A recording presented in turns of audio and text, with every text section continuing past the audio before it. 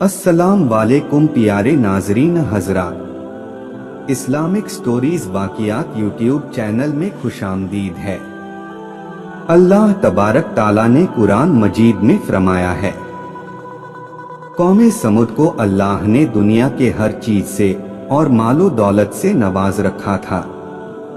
दोस्तों, ये बताते हैं कि 40 हाथ इनका कद होता था और ये आदम की चौथी पीढ़ी के लोग थे और इनके बाद गांव में अहद आए जिनकी लंबाई कुछ कम थी।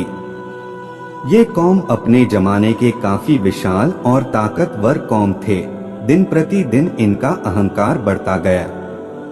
इसके बाद अल्लाह ने इन पर अपना अजाब नाजिल कर दिया। कुछ पीढ़ियों में वे परिपक्व हो जाते हैं। उन्होंने मिट्टी से घर बनाया, लेकिन उनकी उम्र इतनी लंबी थी कि उनकी मौत से पहले घर टूट के खत्म हो जाते थे। इसलिए वे चट्टानों को काटकर घर बनाना शुरू कर दिया। उन्होंने चट्टानों पर महल बनाए और तकब्बुर और गुमराही के रास्ते पर चलने लगे। समुदे कौम का कुरान में यह भी जिक्र आया है कि कैसे उन्होंने अपनी ताकत के और मेहनत के रूप में एक मजबूत और आलीशान महल और इमारतों को तैयार किया। अल्लाह ने उन्हें हर चीज दिया कि वे उसकी ओर पलटें। वे जानते हैं कि आद वालों के साथ अल्लाह की आगे कुछ नहीं चलने वाला है, लेकिन उन्होंने इससे कोई सबक नहीं लिया और इस गुमराहियत भरी दुनिया में वे इतने उलझे हुए हैं कि उन्होंने चेतावनियों को नकार दिया। यहाँ गरीब लोग अमीरों की पूजा करने लगते हैं और अमीर खुद को भगवान मानता है। अब इस बार पैगंबर सालेह अलैहिस्सलाम, जिनकी समाज में काफी इज्जत है, समूद के लोग उनकी अक्लमंदी और सदाचार का सम्मान करते हैं और उन्हें अपना नेता बनाने के लिए भी तैयार हैं। यह वह समय है जब अल्लाह सुब्हान व तआला ने सालेह को पैगंबर का दर्जा दिया। पैगंबर सालेह ने अपने लोगों को इस्लाम का दावत देने के लिए सब कुछ किया। उसने अपने लोगों से कहा, मेरे लोगों, अल्लाह की इबादत करो, तुम्हारे पास उसके अलावा कोई देवता नहीं है।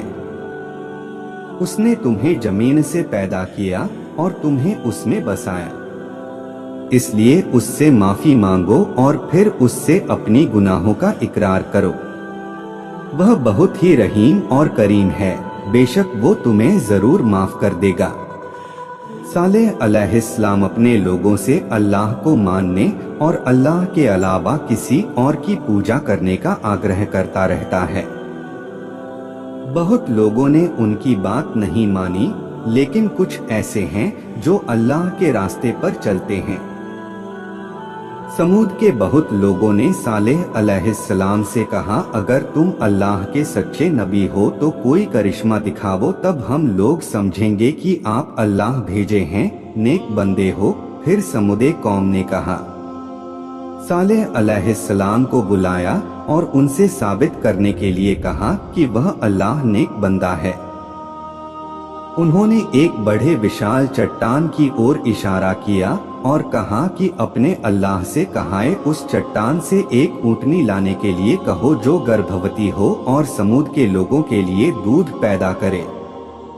हजरत सालेह ने अल्लाह के बारगाह में दुआ किया, क्योंकि वह चाहते हैं कि उनके लोग अल्लाह की राह पर आएं। अल्लाह सुब्हान व तआला से जो मांगा वह दिया। अल्लाह ने विशेष चट्टान को आदेश दिया और चट्टान के बीच से एक बड़ी लाल हामला ऊँटनी निकल आई। यह देखकर एक विशाल बहुमत अल्लाह की ओर बढ़ता है, लेकिन फिर भी बड़ी संख्या में समूद के लोग इसको जादू समझ बैठते हैं। सालेह नबी ने समूद के लोगों को चेतावनी दी कि वे उसे कोई नुकसान न पहुंचाएं। सालेह ने अपनी कौम समूद से कहा कि वह अल्लाह की ऊँटनी है तो उसे इसी जमीन से चरने दो और उसे कोई नुकसान न पहुंचाओ, वरना अल्लाह तुम सबको अजाब दे देगा। ऐसे में वे ऊँटनी को इधर उधर चरने के लिए छोड़ देते हैं और आम कुएं का पानी पीती हैं। सालेह के प्रति समूद लोगों की नफरत इस ऊँटनी की वजह से और बढ़ जाती है और वे ऊँटनी को मारने की योजना बनाते हैं। समूद के सभी अविश्वासियों ने ऊँट के खिलाफ योजना बनाई और अंत में उसे मार डाला। समूद के लोगों ने सालेह अलैहिस्सलाम का भी मजाक उड़ाया। ऐ सालेह, अगर तुम रसूलों में से हो तो जो वादा करते हो वह हमें लाओ। सालेह नबी ने जवाब दिया, 3 दिन तक अपने अपने घरों में आनंद करो। यह एक ऐसा वादा है जिससे इनकार नहीं किया जाएगा। जैसा कि अल्लाह ने कहा, 3 दिनों में आपका जवाब जरूर देगा। अल्लाह ने सालेह नबी और उनके करीबी लोगों को शहर छोड़ने का आदेश दिया। पहले दिन वे सफेद, अगले दिन लाल और फिर काले हो जाते हैं और तीसरे दिन इससे पहले कि उन्हें पता चले, अल्लाह ने एक ऐसी अजाब उन पर नाजिल किया। बादलों ऐसी डरानी आवाज और चीख निकली, जो जहां पर थे वही सब मर गए। गर्जने से आकाश फट गया और जमीन पर भूकंप आया। सारा नगर मिट्टी में मिल गया और कोई भी जिंदा नहीं बच सका। पैगंबर सालेह अलैहिस्सलाम पर्वत पर वापस गए यह देखने के लिए कि क्या हुआ, और उन्होंने भारी मन से कहा, हे मेरे लोगों, मैंने निश्चित रूप से आपको अपने अल्लाह के बारे में कहा था और आपको सलाह दी थी, लेकिन आप सलाहकारों को पसंद नहीं करते थे। वह फिलिस्तीन गए और अपनी मौत तक वहीं रहे।